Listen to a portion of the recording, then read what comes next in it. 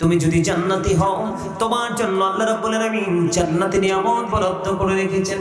আর যদি তুমি জাহান্নামী হও, আর যদি তুমি পাপী হও, আল্লাহ রাব্বুল আলামিন তোমার জন্য বরাদ্দ করে রেখেছেন তিনাতুল খাবাল।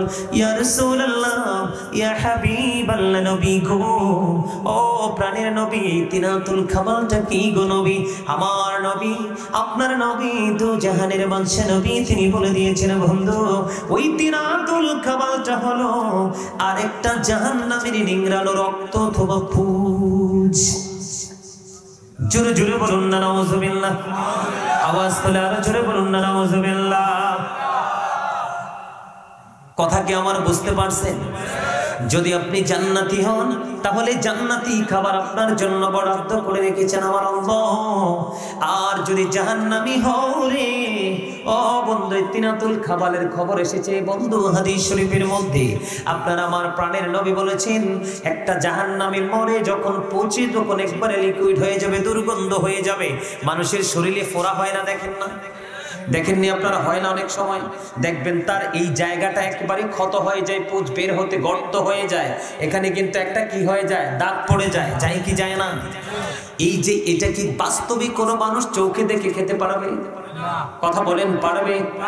বন্ধু, দুঃখজনক হলেও সত্য রে, তুমি যদিও এটা দেখে দুনিয়ায় দেখে খেতে পারবা না, কিন্তু পারে তুমি এটা না খেয়েও বাঁচতেও পারবা না। আরেকটা খাবারের খবর এসেছে, সেটার নাম হলো জাক্কুম। ও বন্ধু, এই বুয়ারি পূর্বপাড়া গাজীবাড়ি জামে মসজিদের মাটি যদি একটা ফোঁটা জাক্কুম পড়ে রে, গোটা পৃথিবীর মাটি বন্ধু বিষাক্ত হয়ে যাবে। কিয়ামত পর্যন্ত এই পৃথিবীর বুকে কোনো শস্য জন্ম হবে না। কোনো শস্য যদি জন্ম না হয়, এই পৃথিবীর বুকে মানুষ বা পানি কোনো প্রাণী বাঁচা সম্ভব নয়। আমি আপনাদেরকে জগতের কথা বলছি না, পরপারের কথা বলছি, যেটা এই জমিন থেকে মাত্র 3.5 হাত মাটির ঘর। কি আপনার বাড়ির আঙ্গিনায় কিন্তু কবর, অথবা পুকুর পাড়ে কবর, পাহাড়ের চূড়ায় কবর। ও বন্ধু, এই কবরের খবর কিন্তু আপনি আমি জানি না, কিন্তু আল্লাহ হাবিব বলে দিয়েছেন, আল কবরু রাওজাতুম মির রিয়াদিল জান্নাতি ওয়া হুফরাতুম মিন হুফারিন নার। আল্লাহর হাবিব জানিয়ে দিয়েছেন, কবরটা জান্নাতের একটা বাগান হবে, জাহান্নামের একটা গর্ত হবে।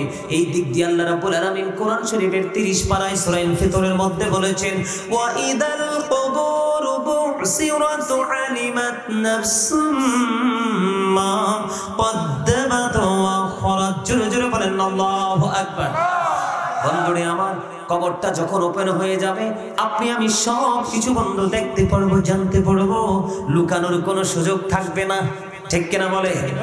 এই পৃথিবীর বুকে ধামা চাপা দেওয়া যায়, চা দিয়ে, কফি দিয়ে, সিগারেট দিয়ে, বিড়ি দিয়ে, 500 টাকা দিয়ে, যায় কি যায় না?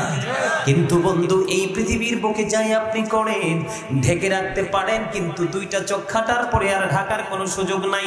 কারণ ও ইন্না আলাইকুম লাহাফিজিন কিরামান কাতিবিন। জোরে জোরে কন্না আল্লাহু আকবার।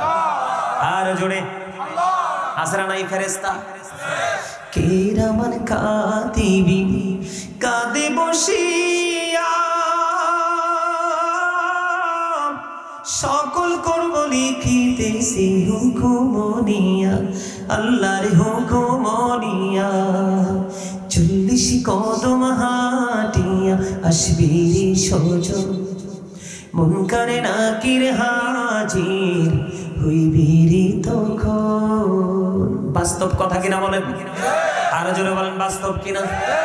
এই কবর থেকে বাঁচতে পারবেননি, কবরে না যেয়ে থাকতে পারবেননি, মৃত্যুকে কোনোভাবে ঠেকানো যাবেনি, যাওয়ার সময় ধন দৌলত, টাকা পয়সা, সোনার গয়না নিয়ে যাওয়া যাবেনি, কোনো কিছুই চলবে না। ও বন্ধু, কোনো কিছু তো চলবে না। ইভেন একটা মিনিটও আজাইরের কাছ থেকে সময় পাওয়া যাবে না। Just time, no complain. কোনো তর্ক বিতর্ক চলবে না, কোন ধরনের কোন অজুহাত চলবে না। চলবে নি? আরো জোরে বলেন, চলবে? বন্ধুরে আমার, যদি কবরের জীবনকে সুখী করতে চাও, আমি বলছি না যে আপনি দুনিয়ার কাজ করেন না, হাল চাষ করেন না, ব্যবসা বাণিজ্য করেন না, আমি বলছি না আপনি পৃথিবী ছেড়ে দেন, কারণ পৃথিবীর মধ্য দিয়েই কিন্তু আখিরাতের বাজার করতে হবে। আপনি পৃথিবীর যখন আল্লাহ সিস্টেম করে দিয়েছে, পৃথিবীর সিস্টেম অনুযায়ী পৃথিবীতে চলেন, আল্লাহর গোলামীর সিস্টেম অনুযায়ী গোলামি করেন, তাহলে দুনিয়াও ঠিক থাকবে, আখিরাতও ঠিক থাকবে, আপনার দৌলতও কাজে লাগবে, সন্তান সন্ততিও কাজে লাগবে। বন্ধু, আপনি শুধু পৃথিবীর লালসায় পড়ে থাকবেন, পরকাল নিয়ে কোনো চিন্তা করতে পারবেন না, তাহলে আপনার জীবনে কখনোই সফলতা আসবে না। যেমন আমি আপনাদেরকে বলি, আমি শুরুতে জিকির করছি কিনা? আরো জোরে বলেন। আপনারা কি প্রাণ খুলে জিকির করছেন? করেননি? কয়েকজন যদিও করেছেন, ম্যাক্সিমাম লোকই জিকির করেননি। আল্লাহ রাব্বুল আলামিন আপনাকে আমাকে জবান কিন্তু বন্ধু চা খাওয়ার জন্য দেয়নি, বসে বসে বোট বাদাম খাওয়ার জন্য দেয়নি, চা দোকানে বসে বসে মানুষের বদনাম করার জন্য দেয়নি, শপিং মলে গিয়ে বন্ধুদের সাথে অপ্রাসঙ্গিক অগ্রহণযোগ্য কথা বলার জন্য দেয়নি। হুজুর এই জবান কেন দিয়েছে? আল্লাহ রাব্বুল আলামিন বলেছেন ফাযকুরুনি আযকুরুকুম। আল্লাহ রাব্বুল আলামিন বলেছেন ফাযকুরুনি আযকুরুকুম। আল্লাহ বলেছেন remember me then I will remember you. Allah বলেছেন তোমরা আমাকে স্মরণ করো, আমি তোমাদেরকে স্মরণ করব। এখন স্মরণটা কেমন করে করব? ইয়া আইয়ুহাল্লাযীনা আমানু যকুরুল্লাহা যিকরান কাসীরা ওয়া সাব্বিহুহু বুকরাতাও ওয়া আসীলা। আল্লাহ বলেছেন হে ঈমানদারগণ, তোমরা বেশি বেশি করে আল্লাহর জিকির করো, সকাল থেকে সন্ধ্যা আল্লাহর পবিত্রতা ঘোষণা করো, বর্ণনা করো, জোরে জোরে করুন না সুবহানাল্লাহ। আরো জোরে, আরে আরো জোরে বলেন না সুবহানাল্লাহ, আরো জোরে। আপনারা কেমন জানি সুবহানাল্লাহ বলতে কি অসুবিধা হয় আপনাদের? সুবহানাল্লাহর মানে বুঝেন? পৃথিবী এবং পৃথিবীর মধ্যে যা আছে সবকিছুর চাইতে পবিত্র যেই জিনিসটা, সেটাই হলো সুবহানাল্লাহ। সেটা কে? আল্লাহ। আরো জোরে বলেন না কে? আল্লাহ। সুবহানাল্লাহ আল্লাহর হাবিব হাদিস শরীফের ভাষা অনুযায়ী সুবহানাল্লাহ হলো জান্নাতীদের জন্য জান্নাতি ফল। কি? সুবহানাল্লাহ ওয়া হামদুলিল্লাহ লা ইলাহা ইল্লাল্লাহ। সুবহানাল্লাহ ওয়া হামদুলিল্লাহ লা ইলাহা ইল্লাল্লাহ। লা ইলাহা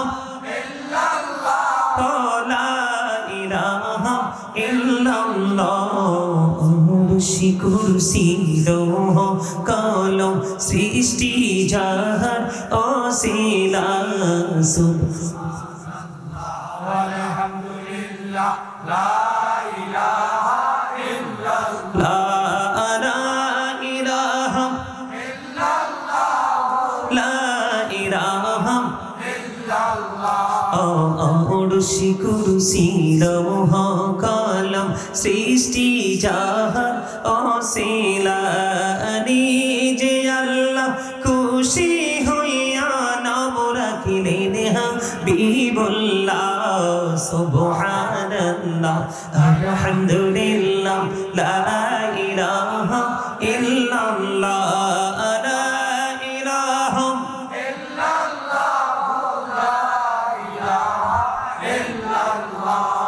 শাহাদাতের বাণী ছুটে আসিলেন কামলিওয়ালা। শাহাদাতের বাণী ছুটে আসিলেন কামলিওয়ালা। মক্কাতে ফুটিল রবি নূরে মিন নূরে আলা। সুবহানাল্লাহ ওয়া হামদুলিল্লাহ সুবহানাল্লাহ ওয়া হামদুলিল্লাহ লা ইলাহা ইল্লাল্লাহ লা ইলাহা ইল্লাল্লাহ লা ইলাহা ইল্লাল্লাহ।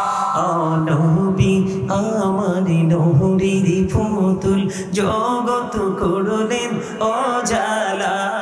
নবী আমার নূরের পুতুল জগৎ করলেন উজালা। রোজ হাসরে করবেন তিনি উম্মতের রিসালাত সুবহানাল্লাহ আলহামদুলিল্লাহ লা ইলাহা ইল্লাল্লাহ মুহাম্মাদুর রাসূলুল্লাহ সাল্লাল্লাহু আলাইহি ওয়াসাল্লাম। আপনারা আজকে ভাত খান নাই না? খাইছে? খাইলে মনে 2-4 জন খাইছে, আর বাকি তারা আমার মনে আজকে 1 সপ্তাহ ভাতের লগে দেখা নাই।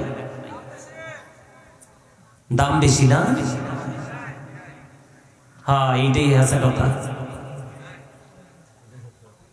একদম সত্য কথা বলছে, দাম বেশি। শোনেন, একটু ভাবেন কবরের কথা। আল্লাহ কি কইছে? আল্লাহর জিকির করতে বলছে। কি করতে? এখন আল্লাহ বলছে আল্লাহর জিকির করার জন্য, এই বাচ্চা এদিকে আসো, তুমি ওখানে গেছো কেন, এদিকে আসো। আল্লাহ বলছে আল্লাহর জিকির করার কথা। এখন আপনি আল্লাহর জিকির বাদ দিয়ে বান্দার জিকির শুরু করছেন। না হবে দুনিয়াতে, না পাবেন দুনিয়াতে সুখ, না পাবেন কবরে। এটাই বাস্তব কথা। আল্লাহ কি অর্ডার দিছে, আল্লাহ কি ঘোষণা করছে যারা জিকির করে তাদের জন্য, একটু শুনবেন? একটু শুনতে রাজি? আল্লাহ রাব্বুল আলামিন বলেছেন ফাযকুরুনি আযকুরুকুম। আল্লাহ কয় তোমরা আমাকে স্মরণ করো, আমি তোমাদেরকে স্মরণ করব। আল্লাহ কেমন করে? আল্লাহ যে বললেন আমি তোমাদেরকে স্মরণ করব, এটা কেমন করে স্মরণ করবে বন্ধু?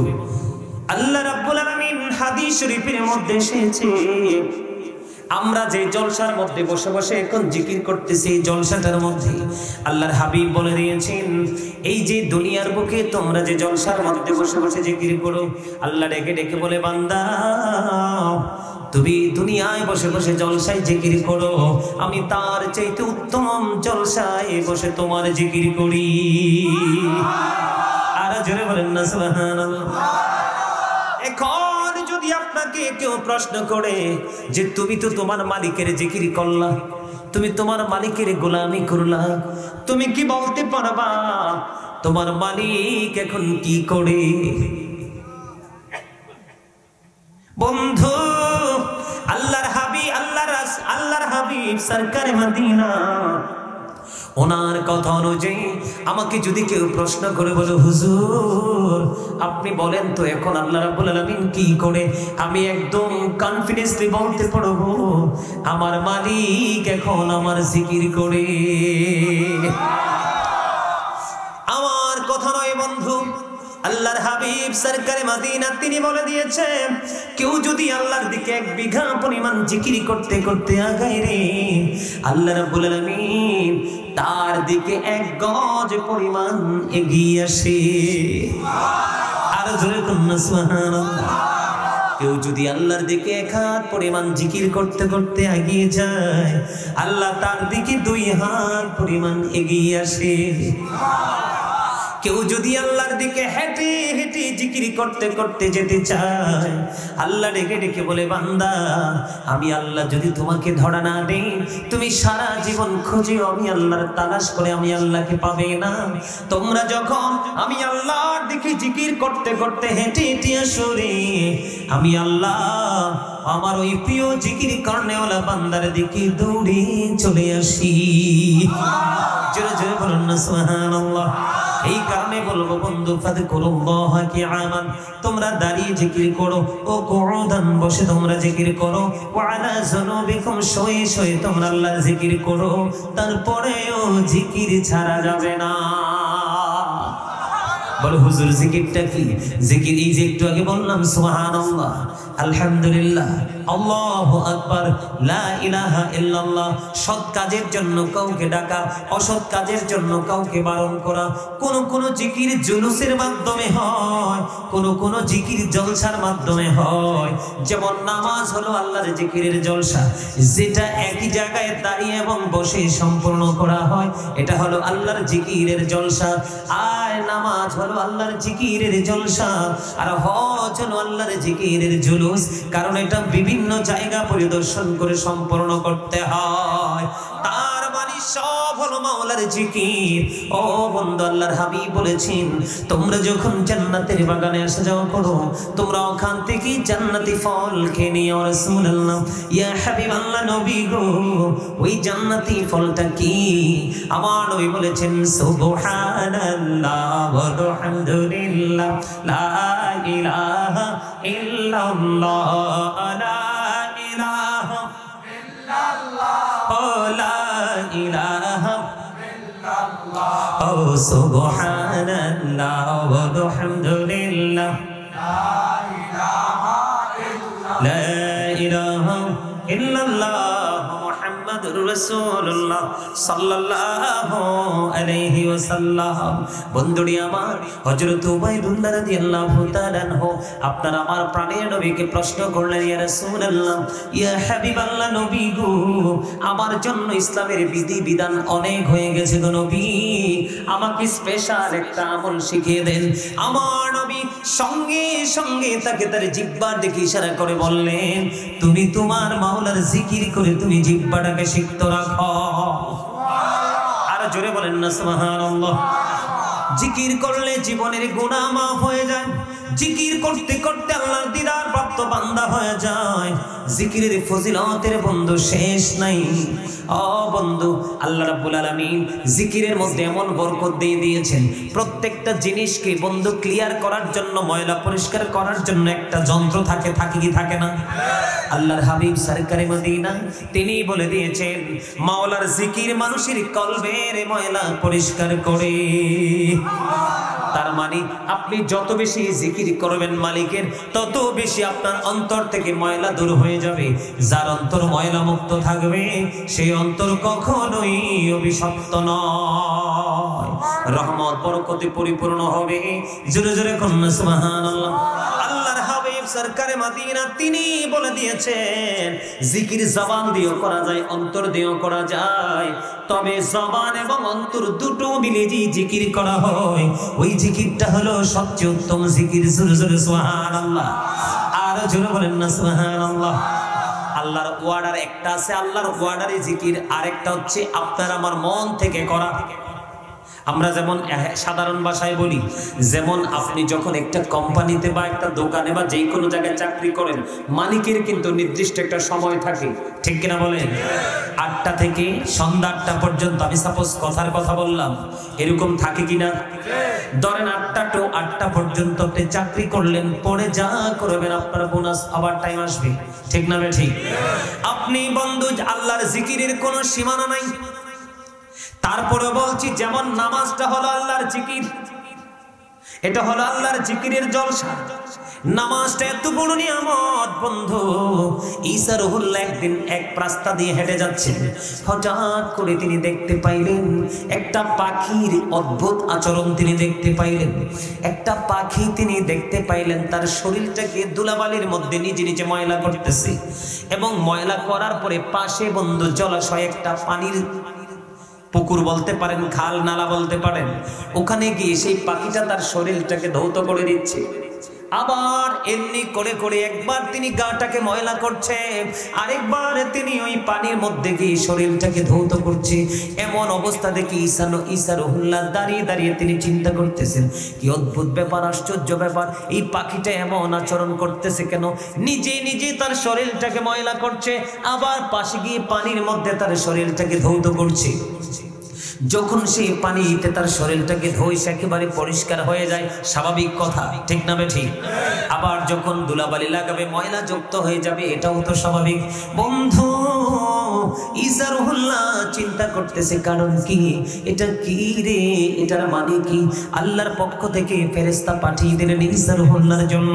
ঈসা রুহুল্লাহকে সে জানিয়ে দিলেন, আল্লাহর নবী গো, এই যে পাখিটাকে দেখতে পাইলেন, একবার সে শরীরটাকে ময়লা করছে, আরেকবার সে শরীরটাকে পানির মধ্যে ধৌত করছে। এমনি করে করে পাখিটা 5 বার তার শরীরটাকে ময়লা করলো, আবার সে তার পাখিটার শরীরটাকে ধৌত করলো কয়বার? 5 বার করলো। এটা হলো আখিরি নবীর উম্মতের নিদর্শন। জোরে জোরে কন্যা সুবহানাল্লাহ। আখির নবীর উম্মতের নিদর্শন। কি আশ্চর্য কথা, আখির নবীর উম্মতের নিদর্শন মানেটা কি?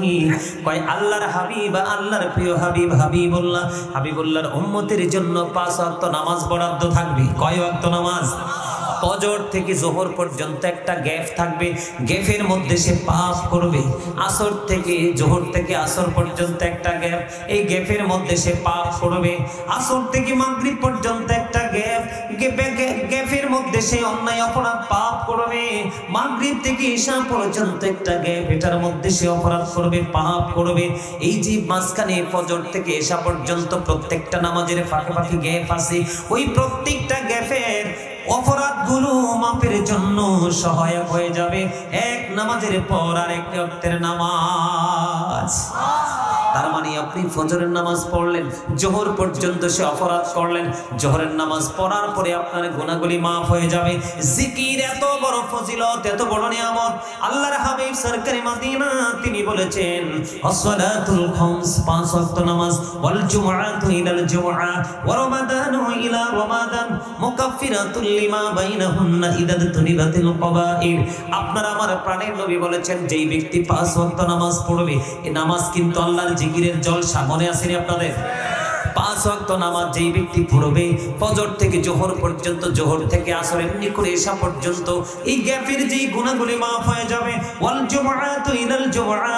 আমরা মুসলমান আছি, অনেক মুসলমান দেখা যায় আমাদের সমাজের মধ্যে, অনেক সময় ইয়াং ছেলে হতে পারে বা মুরব্বিও হতে পারে, একটা জুম্মা শেষ হয়েছে, পরের জুম্মাটা কখন আসবে, তিনি কার আগে গিয়ে সবার আগে মসজিদে বসবে, এমন কম্পিটিশন থাকে কি থাকে না?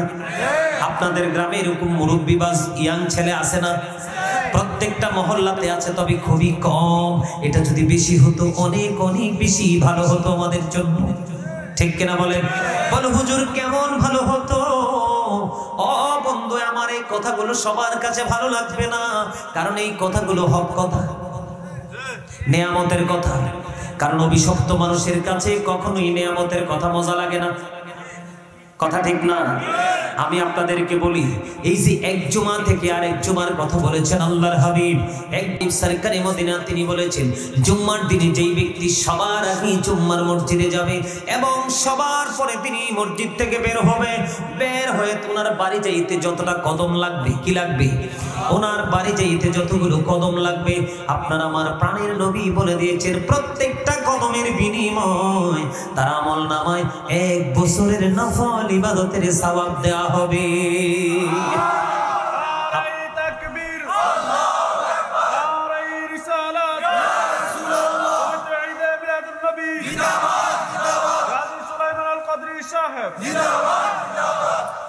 আমার কথা কি আপনারা বুঝতে পারছেন? যেমন ধরেন আপনার বাড়ি যাইতে 100টা কদম লাগলো, কয়শো? 100টা কদম যদি লাগে, তাহলে আপনার আমল নামায় 100 বছরের নফল ইবাদতের সওয়াব দেয়া হবে। আর জোরে কন্যা সুবহানাল্লাহ। ওয়াজ তো ঠিক হয় নাই, মারহাবা কন্যা, আর জোরে। 1 কদমের বিনিময় যদি 1 বছরের নফল ইবাদতের সওয়াব দেওয়া হয়, কত বছর? কত বছর? তার মানে আপনি এই একটা কদম এখানে দিলেন আর একটা কদম এখানে দিলেন, 1 বছরের নফল ইবাদতের সওয়াব কত? তাহলে আপনার যদি 100টা লাগে, আপনি তো 100 বছর বাঁচবেনও না। এখনকার মানুষ কি 100 বছর বাঁচেনি? বন্ধু আখির নবীর উম্মত কত দামি, 100 বছর তার হায়াত নাই, কিন্তু বন্ধু একটা জুমায় রাসূলের অর্ডার মেনে আমল করার কারণে প্রত্যেকটা কদমে কদমে 1 বছরের নফল ইবাদতের সওয়াব। এটা শুধুমাত্র আখির নবীর উম্মত হওয়ার কারণে এবং নবীজির ওয়াদাটা মানার কারণে তো দামি। জোরে জোরে কন্যা সুবহানাল্লাহ। শুধু এখানেই ক্ষান্ত নয়, যেই ব্যক্তি একেবারে সবার আগে গিয়ে সামনের কাতারে বসবে, আল্লাহ রাব্বুল আলামিন খুশি হয়ে তার আমল নামায় একটা ওট কুরবানির সওয়াব দিবে। ওট বাংলাদেশের মানুষ স্বপ্নে দেখেনি। আরো জোরে কন, বাংলাদেশের মানুষ ওট স্বপ্নে দেখে? কথা বলেন না কেন?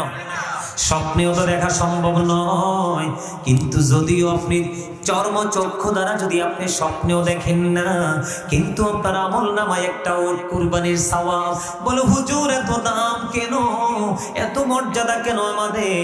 আমাদের মর্যাদা হলো এই কারণে আমরা আখিরি নবীর উম্মত। কারণ আল্লাহ রাব্বুল আলামিন যার নাম নিজে রেখেছেন হাবিবুল্লাহ। আল্লাহ বলেছেন লাউলা কানা মা আজহারতু রাবুবিয়াতি, আমি যদি আমার বন্ধু মুহাম্মদকে না পাঠাইতাম, আমি যদি আমার বন্ধু আমার হাবিব বন্ধু, আমি যদি আখিরি নবী আপনার আমার প্রিয় নবীকে আল্লাহ রাব্বুল আলামিন বলতেছে আমি আমার হাবিবকে না পাঠালে আমি প্রভুর প্রভুত্বের খবর কেউ জানতো না। জোরে জোরে কন্যা সুবহানাল্লাহ। লাউলা কালামা খালাকতুল আফলাক, আমি যদি আপনাকে সৃষ্টি না করতাম তাহলে কোনো কিছুই সৃষ্টি করতাম না। রাসূল বলতেছেন I am from the light of Allah and everything has been created from my light. রাসূল বলতেছেন আমি হলাম আল্লাহর নূর থেকে, সৃষ্টির প্রত্যেকটা বস্তু আমি নবীর নূর মোবারক থেকে। জোরে জোরে কন্যা সুবহানাল্লাহ। বন্ধু যেটা বলতে চেয়েছি, আপনি যদি শুধু নবীজির কথা মানতে পারেন, শুক্রবার দিন জুমার দিনে সবচেয়ে বেশি উত্তম রূপে গোসল করতে পারেন, সবচেয়ে সুন্দর জামা পরতে পারেন, সবচেয়ে উত্তম যে সুগন্ধি যদি আপনি লাগাইতে পারেন, সবার আগে যদি আপনি মসজিদের দিকে রওনা হতে পারেন আর মসজিদে গিয়ে সামনের কাতারে বসতে পারেন, একদিকে আপনার আমলনামায় একটা উট কুরবানির সওয়াব দেওয়া হবে। দ্বিতীয়ত হলো আপনি সবার পরে বের হয়েছেন, আল্লাহ রাব্বুল আলামিন খুশি হয়ে গেল, রাসূলের অর্ডারটাকে আপনি মান্য করেছেন। এই জন্য আল্লাহ বলতেছেন হাবিব আপনার উম্মতের জন্য স্পেশাল ব্যবস্থা। তার বাড়ি যাইতে যতটা কদম লাগবে প্রত্যেকটা কদমের বিনিময়ে আমি 1 বছরের নফল ইবাদতের সওয়াব দিব। জোরে জোরে কন্যা সুবহানাল্লাহ। এটা কি জিকিরের ফজিলত কিনা বলে? আর জোরে বুঝেন না আপনারা? আর জোরে কন্যা। বন্ধুরে আমার, আল্লাহর হাবিব বলেছেন রমাদান ইলা রমাদান, তার মানে হলো একটা রমজান থেকে আরেকটা রমজান। হাদিস শরীফটা পুরোটা ব্যাখ্যা করে দিচ্ছি আপনাদেরকে। এক রমজান মাস থেকে আরেকটা রমজান মাস, আপনারা 365 দিন বা 360 দিন, 1 বছর। আমার দিকে তাকান, ওয়াজ বুঝে নেন। ধরেন এই বছরে আমি 30 দিনে একটা মাস রোজা রাখলাম, এর পরের বছর আবার আসলো 30 দিন, কয় দিন চলে গেল? 60 দিন চলে গেল। কত দিন? 60 দিন চলে গেল। আরো অবশিষ্ট আছে কত দিন? 300 দিন। কত দিন? আপনারা তো ওয়াজে মন নাই। কত? এখানে ওয়াজ মন দিয়ে শুনলেও বিরিয়ানি পাবেন, ওয়াজটা মন দিয়ে না শুনলেও বিরিয়ানি পাবেন। যেহেতু বসেই গেছেন, একটু মন দিয়ে শোনেন, কাজে লাগবে। ভুল কইছি? এই বছরে 30 দিন, এই মাথায় 30 দিন, ওই মাথায় 30 দিন, 60 দিন চলে গেল রোজার মধ্যে। আরো বাকি আছে বন্ধু 300টি দিন। এই 300 দিনে মানুষ গুনাহ করে কি করে না? আল্লাহর হাবিব বলে দিয়েছেন এই রোজা এবং ওই রোজা মাঝখানে 300 দিনের গুনার কাফারা হয়ে যাবে যদি যথাযথভাবে তোমরা রোজাগুলো রাখতে পারো। তবে শর্ত হলো কবিরা গুনাহ থেকে বেঁচে থাকতে হবে। জেনে বুঝে কবিরা গুনাহ করা যাবে না। তাহলে তুমি 5 ওয়াক্ত নামাজ তোমার কাজে লাগবে, এক জুমা থেকে আরেক জুমাও কাজে লাগবে, এক রমজান থেকে আরেক রমজানও কাজে লাগবে। আর মৃত্যু হবে তোমার বীরের মতো, কারণ ইমানদারের মৃত্যু হলো তোহফা, উপহার। ইমানদারের জন্য মৃত্যু কি? উপহার, তোহফা। মারহাবা কর না, আরে আরো জোরে কর না মারহাবা। তাহলে জিকির করলে লাভ না লস? আরো জোরে কর না। আল্লাহর হাবিব সরকারে মদিনা তিনি বলে দিয়েছেন তোমাদের বাড়ির সামনে যদি একটা পুকুর থাকে, দৈনিক যদি 5 বার গোসল করো, তোমাদের শরীরের মধ্যে কোনো ময়লা থাকবে না। ঠিক তেমনি যদি দৈনিক 5 ওয়াক্ত নামাজ পড়ো, তাহলে তোমাদের আমল নামায় কোনো গুনাহ থাকবে না।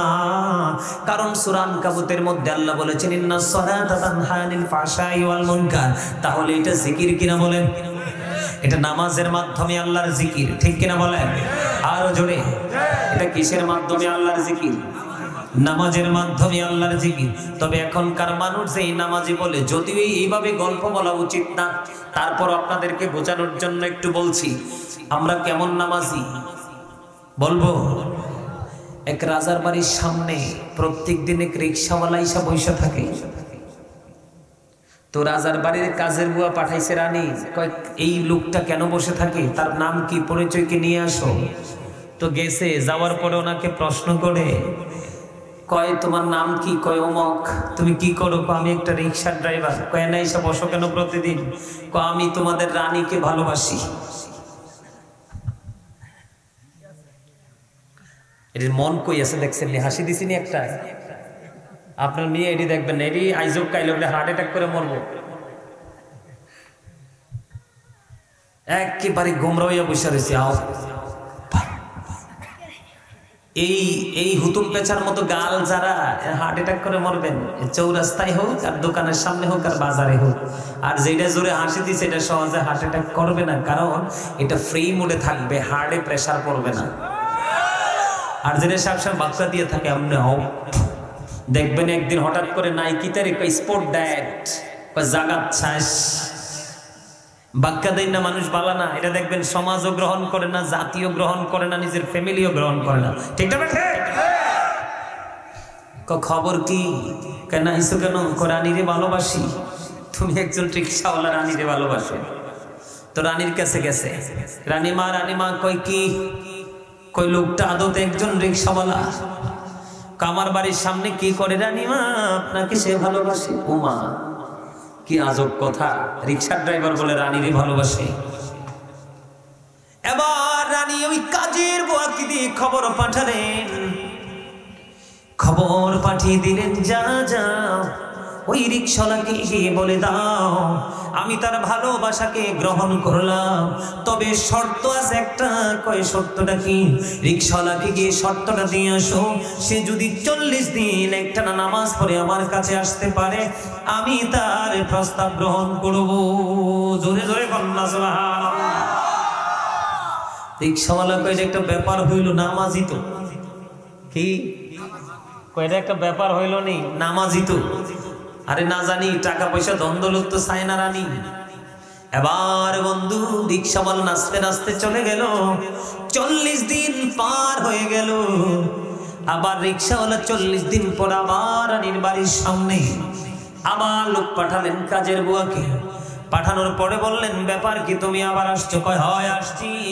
এবার এই কাজের বুয়া বলতেছে, রানীমা তার ফাইনাল খবর জানিয়ে দিয়েছে। রানীমা বলছে তোমার প্রেমে সে রাজি না। এবার রিক্সাওয়ালা কয়, তুমিও তোমার রানীর গিয়ে কইয়ে দিও 40 দিন নামাজ পড়ছি ঠিকই, একদিনও ওযু করি নাই।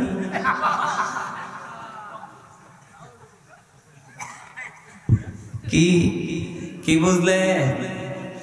আল্লাহর হাবিব বলেছেন, লা তুকবালু সালাতুম বিগাইরি তুহুর ওয়ালা সাদাকাতিন মিন গুলুর। আল্লাহর হাবিব বলেছেন, পবিত্রতা ছাড়া নামাজ কবুল হয় না, হালাল টাকা ছাড়া দান কবুল হয় না। রং দেখছেন, রঙের দিব্যা তো দেখেন নাই।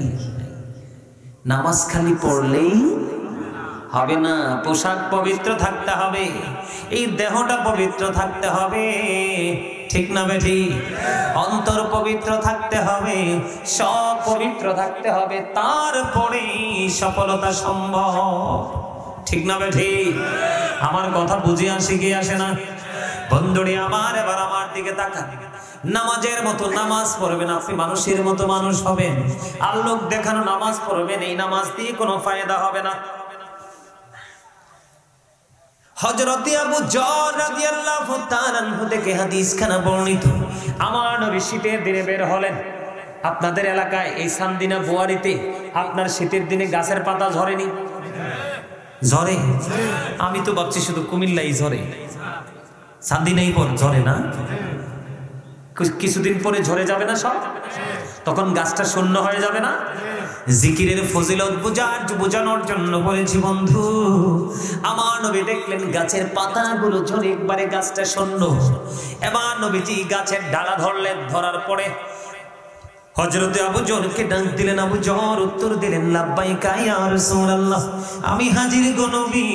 আমার নবী বললেন, রে আবু যর, চাইয়া দেখো, শীতের কারণে শুষ্ক হয়ে গাছের পাতাগুলো ঝরে পড়ে গেছে। এই শীতের কারণে গাছের পাতাগুলো যেমনি শুষ্ক হয়ে ঝরে পড়ে যায় রে, আল্লাহর প্রিয় বান্দা নামাজের মাধ্যমে আল্লাহর জিকির করে, ঠিক না বেঠিক? আল্লাহর প্রিয় বান্দা বড় ভালোবেসে বড় মায়া করে আল্লাহর কুদরতি কদমে যখন নামাজের মাধ্যমে সেজদা দেয় রে, ও বন্ধু ওই সেজদা যখন দেয় ওই গাছের পাতার মতো তার আমলনামা থেকে জীবনের সবগুলো গুনাহ ঝরে পড়ে যায়। আর জোরে বলেন না সুবহানাল্লাহ, আর জোরে বলেন না সুবহানাল্লাহ। তাহলে জিকির করার দরকার আছে না নাই? জিকির করলে লাভ না লস? আর জোরে কমন জিকির করলে লাভই তো লাভ, আর আনকমনটা করলে আরো বেশি লাভ। যেমন আনকমনের মধ্যে মাগরিবের পরের সময়টা কিন্তু অত্যন্ত গুরুত্বপূর্ণ, জানেননি আপনারা? মাগরিবের নামাজের পরে একটা নামাজ আছে, ওই নামাজটার নাম কি? সালাতুল আওয়াবিন, ঠিক না বেঠি? এই আওয়াবিন নামাজ কিন্তু আপনার উপর ফরজ না, আমার উপর ফরজ না, যদিও ফরজ না তারপরেও কিন্তু এটা মাওলার জিকির।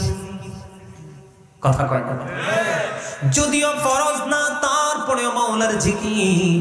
এই জিকিরের পাওয়ার তো বন্ধু অন্যরকম, অত্যন্ত মধুময় এবং প্রেমময়। মাগরিবের নামাজের পরে কোনো ব্যক্তি যদি পুরুষ হোক বা নারী হোক, যুবক হোক বা যুবতী হোক, মাগরিবের নামাজের পরে যদি বন্ধু কেউ 6 রাকাত তাওবিন নামাজ পড়ে, কয় রাকাত? 6 রাকাত তাওবিন নামাজ যদি কেউ পড়ে রে, ও বন্ধু প্রয়োজন ছাড়া কোনো কথা বলিও না, প্রয়োজন হলে বলতে পারবে, অপ্রয়োজনীয় কোনো কথা বলিও না। আমার নবী বলেছেন রে আমার উম্মত, কেউ যদি মাগরিবের নামাজের পরে যদি রে 6 রাকাত তাওবিন নামাজ পড়তে পারো, 2 রাকাত করে করে সালাম ফিরিয়ে মাত্র 6 রাকাত, তুমি একদিন মাগরিবের পরে এক ওয়াক্ত বন্ধু সালাতুল আওবিন পড়তে পারলে তোমার আমলনামায় 12 বছরের নফল ইবাদতের সওয়াব দেয়া হবে। কত বছর?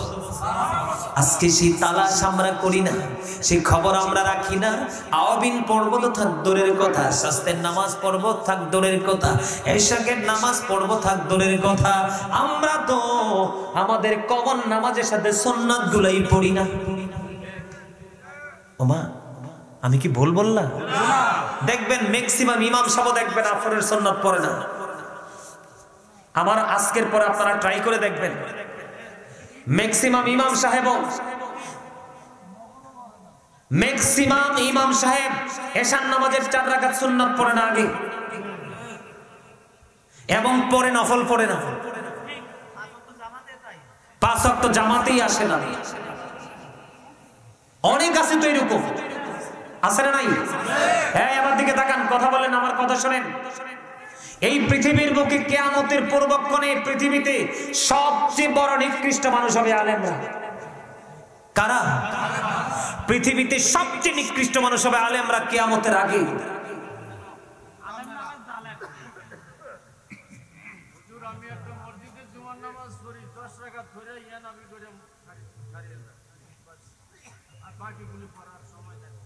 এবার দেখছেন এই যে আমার চাচা একদম রাইট কথা বলছে।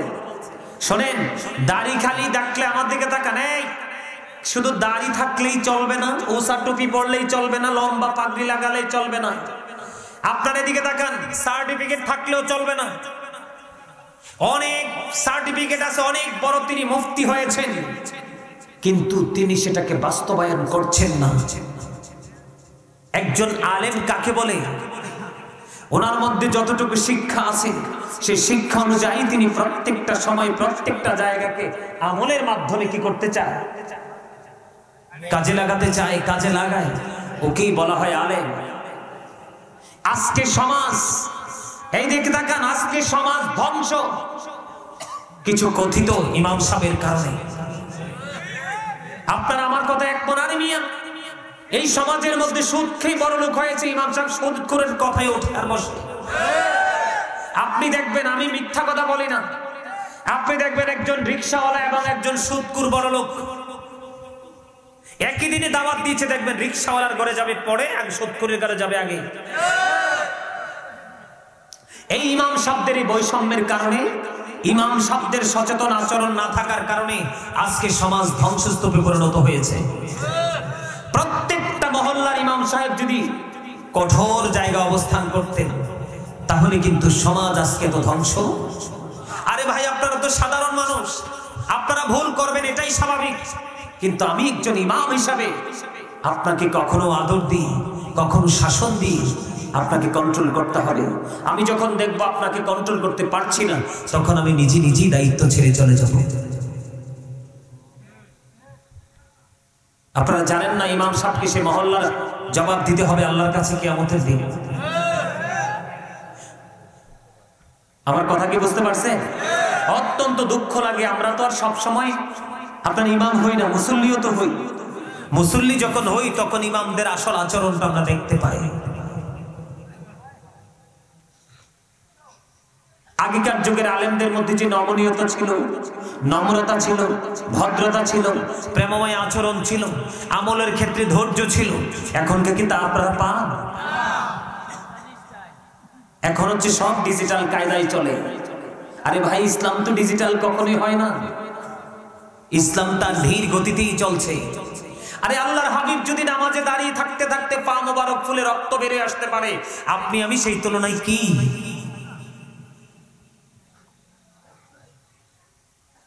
আজকে বাংলাদেশের প্রত্যেকটা জায়গা মানুষ মসজিদে, মাহফিলে, মাদ্রাসায় আসতে চায় না। কারণ আমরা আমাদের দর্শকদেরকে, শ্রোতাদেরকে আমরা অ্যাক্টিভ করতে পারছি না। এটা আমাদের ব্যর্থতা।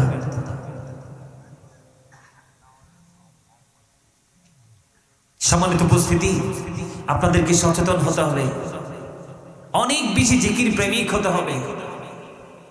আপনাকে একটা কথাই যদি মাথায় রাখতে পারেন যে আমি জিকির করছি, আল্লাহ আমার জিকির করছে, তার মানে আমি আল্লাহকে স্মরণ রাখছি, আল্লাহ আমাকে স্মরণ রাখছি।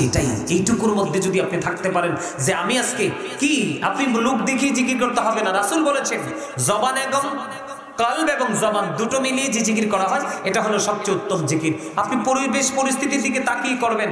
যখন দেখবেন যে মনে মনে করা দরকার, মনে মনে করবেন। যখন দেখবেন পরিবেশ ভালো, তখন আপনি জবান খুলে, জবান এবং অন্তর দুটো মিলিয়ে প্রাণ খুলে জিকির করবেন। যত জোরে, যত আওয়াজ দিয়ে জিকির করবেন, তত বেশি শয়তান আপনার কাছ থেকে দূরে চলে যাবে। আর শয়তান যত দূরে চলে যাবে, আপনি আমি ততই নিরাপদ। কারণ মানুষের ভালো কাজের ক্ষেত্রে প্রতিবন্ধকতা সৃষ্টি করেই শয়তান। কে? আর জোরে বলেন কে? এই যে আমি বললাম আপনাদেরকে, আল্লাহর হাবিব কিভাবে এক্সাম্পলটা দিয়েছে, আমার দিকে তাকান। যে শীতের দিনে যেইভাবে শুষ্ক হয়ে গাছের পাতাগুলো ঝরে যায়, মানুষ যখন নামাজের মাধ্যমে আল্লাহর কুদরতি কদমে সিজদা দেয়, এটা বড় জিকির, তখন তার জীবনের গুনাহগুলো এমনি ঝরে পড়ে যায়। এটা কি সহজ মনে করছেন? আর জোরে বলেন না সুবহানাল্লাহ। আর একটু মহব্বতে বন্ধনে আমার, জিব্রাইল আলাইহিস সালাম একটা না ৩০,০০০ বছর নফল ইবাদত করলেন। আল্লাহ ডাক দিয়ে বললেন, জিব্রাইল আমি তো তোমাকে নফল ইবাদত করার অর্ডার দেইনি। জিব্রাইল বলবেন, আল্লাহ গো, তুমি আমাকে ৬০০ ডানা দিয়ে সৃষ্টি করেছো, এত মর্যাদা দিয়েছো, শুকরিয়া স্বরূপ ৩০,০০০ বছর নফল ইবাদত করলাম। এবার আল্লাহ রাব্বুল আলামিন ডেকে বলে, জিব্রাইল তুমি সাক্ষী থাকো, আমার হাবিবের উম্মত যদি নফল ইবাদতের মধ্যে অল্প একটু সময় কাটায়, আমি আল্লাহ কথা দিলাম রে, আমি অদ্বিতীয় জান্নাত দিয়ে তাদেরকে পুরস্কৃত করব। আজকে আমরা নফল ইবাদত করতে রাজি না, নফল নামাজ পড়তে আমরা রাজি না। আমরা শুধু সুযোগ খুঁজি কিভাবে ছোট করা যায়, কিভাবে ছোট করা যায়, কিভাবে ছোট করা যায়। ঠিক না? আজকে আপনি যেমন আল্লাহর গোলামি, আল্লাহর কাজ ছোট করে দিছেন, আল্লাহও আপনার সবকিছু ছোট করে দিছে। ওমা ভুল বললাম? আপনার সামনে এত খাবার, এমন রোগ আপনার হয়েছে ডায়াবেটিস, ইচ্ছা থাকলেও খাওয়া, এটা কি ছোট না? আপনার আমার জন্য এত সুন্দর পৃথিবী তৈরি করেছে, পৃথিবী ঠিকই আছে, কিন্তু আপনি আমি থাকতে পারি না, এটা কি ছোট না? আর বাকিগুলো আপনারা বুঝে নেবেন, সবগুলো এক্সাম্পল দিতে পারবো না। তবে জিকিরের কিছু কায়দা আছে, যেমন নামাজ আল্লাহর জিকির। এই জিকিরটা কেমন করে করবেন আমি আপনাদেরকে কন্ডিশনটা শিখিয়ে দিয়ে দিব। বন্ধুরে আমার, যখন আপনি নামাজে দাঁড়াবেন, মনে করবেন যেন ফুলচিরাতের ফুলের উপর দাঁড়িয়েছেন। একটু যদি হেরফের হয় 19-20 হয় তাহলে আমাকে চলে যেতে হবে জাহান্নামে। তার মানে নামাজে উদাসীন হওয়া যাবে না, অত্যন্ত ধৈর্যের সাথে একাগ্রচিত্তে আপনাকে নামাজটা পড়তে হবে। আপনাকে মনে করতে হবে আমার পিছনে যেন আজরাইল, এই নামাজটা আমার জীবনের শেষ নামাজ। আপনাকে মনে করতে হবে আমার ডান দিকে জান্নাত আর আমার বাম দিকে যেন জাহান্নাম। আমি যে দাঁড়িয়েছি নামাজ পড়ার জন্য, আমার সামনেই যেন খানাই কাবা। এরকম চিন্তা নিয়ে যদি আপনি নামাজে দাঁড়াতে পারেন, যত নামাজ এমনি, যত চিন্তা নিয়ে এমনি যত নামাজ পড়বেন, তত দ্রুত আপনি আল্লাহ পর্যন্ত পৌঁছে যেতে পারবেন। জোরে জোরে কন্যা সুবহানাল্লাহ, আরো জোরে বলেন সুবহানাল্লাহ। নামাজ এটা আল্লাহর জিকির, উত্তম জিকির। এর চেয়ে আর উত্তম জিকির হতেই পারে না। এই আজকে যে আমরা এখানে এসেছি এটাও কিন্তু আল্লাহর জিকিরের একটা জলসা। সুবহানাল্লাহ বললাম, আলহামদুলিল্লাহ বললাম, আল্লাহু আকবার বললাম, আমরা যা বলেছি সব কিছুই কিন্তু জিকির, ঠিক না? সম্মানিত উপস্থিতি, আর আলোচনা করব না। মিলাদ কিয়াম করে মুনাজাত দিতে অনেক সময় লেগে যাবে। আপনারা সকলে বেশি বেশি করে মালিকের জিকির করবেন। তবে তার আগে আরেকটু কথা বলবো। বর্তমানে আমাদের সমাজের মধ্যে সুদের প্রচলনটা অনেক বেশি বেড়ে গেছে। সুদ থেকে বেঁচে থাকার চেষ্টা করবেন। ঘরে ঘরে বাড়ি বাড়ি শুধু টাকার জন্য শুধু সুদ, ঘুষ, এটা দেদারসে চলছে। এই জায়গা থেকে দূরে থাকতে হবে। কারণ যেই ব্যক্তি সুদের মাধ্যমে 1 টাকা উপার্জন করলো, সেই যেন তার গর্ভধারিণী মায়ের সাথে 36 বার জিনা করলো। যেই ব্যক্তি সুদের মাধ্যমে টাকা উপার্জন করলো, সেই যেন তার মাকে বিবাহ করবে। এত আস্তে নাউজুবিল্লাহ। আল্লাহর হাবিব যখন মেরাজে গেলেন,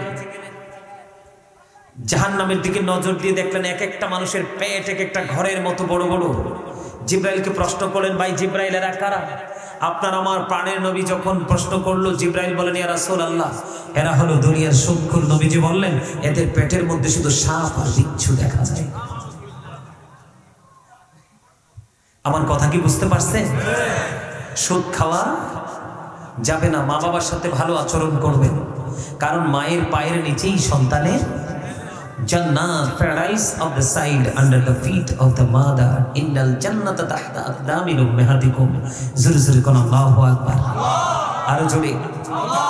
বিশেষ করে আমাদের সমাজে সবচেয়ে বড় বেধি হলো এই যে আমি এখন দেখলাম লাস্ট সময় এক ঝাঁক যুবক এসে মাহফিলে বসেছি, প্রত্যেকের পরনে জিন্স প্যান্ট। এই কথা বলবেন না, আমার দিকে তাকান। প্রত্যেকের পরনে জিন্স প্যান্ট। বলে, হুজুর এই জিন্স প্যান্টের দিকে নজর দিলেন কেন? আল্লাহ রাব্বুল আলামিন পবিত্র কালামে হাকিমে বলেছেন, লিবাসুত তাকওয়া যালিকা খায়র। আল্লাহর কাছে সবচেয়ে উত্তম পোশাক হলো তাকওয়ার পোশাক। এই পোশাকটা নারীর জন্য একরকম, পুরুষের জন্য একরকম।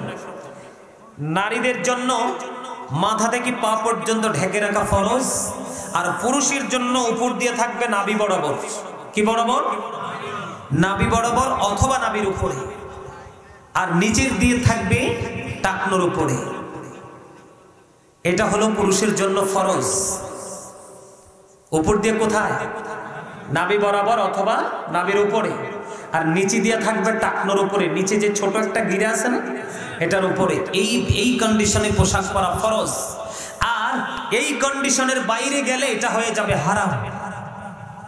এটা কি হয়ে যাবে? হারাম। এই জিন্স প্যান্ট পরে যারা নামাজ পড়বে, তাদের নামাজ কবুল হবে না। বুখারী শরীফের মধ্যে এসেছে, যাদের পোশাকটা উপর দিয়ে থাকবে নাভির নিচে, নিচে দিয়ে থাকবে টাকনোর নিচে ঝুলানো, তাদের ঠিকানা হবে জাহান্নাম। আওয়াজ তুলে বলেন না নাউজুবিল্লাহ, আরো জোরে। আল্লাহর হাবিব বসে আছেন, এক ব্যক্তি এসে নামাজের নিয়ত বেঁধে ফেললেন। আল্লাহর হাবিব বললেন, তুমি ওযু করে এসো।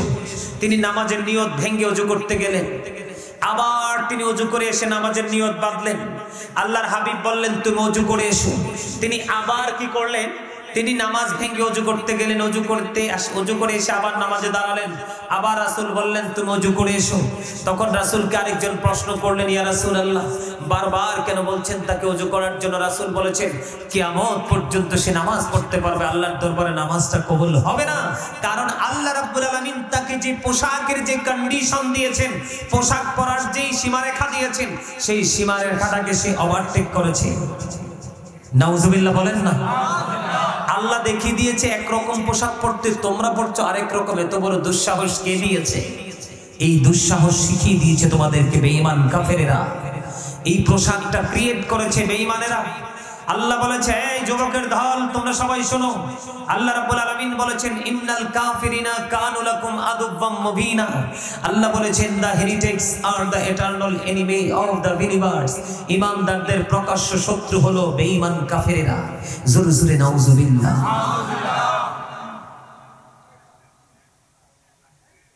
বিশেষ করে পোশাক পরে মানুষ লজ্জাস্থান ঢাকার জন্য দেখবেন যেই যুবকেরা জিন্স প্যান্ট পরে হাঁটাচলা করে